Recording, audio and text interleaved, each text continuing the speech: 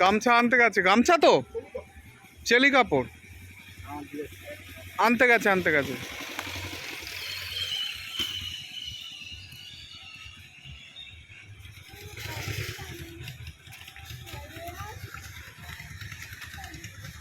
পাঁচজন লোকের মধ্যে একজন আবার মিস্ত্রি দাঁড়িয়ে। হ্যাঁ, না না শুনবো কেন, তুমি এটা জিনিসটা বোঝো। পুজোর সময় তো লোকজনের তো জায়গা কম হয় না। আমি তো আলাদা করে পুরো গ্রুপে ছেড়ে দেবো। কালী পুজোর সময় এত লোকের ভিড়, আর এখন ভিড় পুজোর সময় লোক নেই কেন?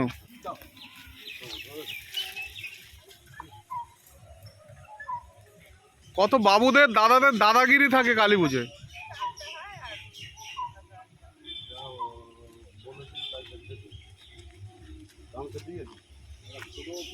এখন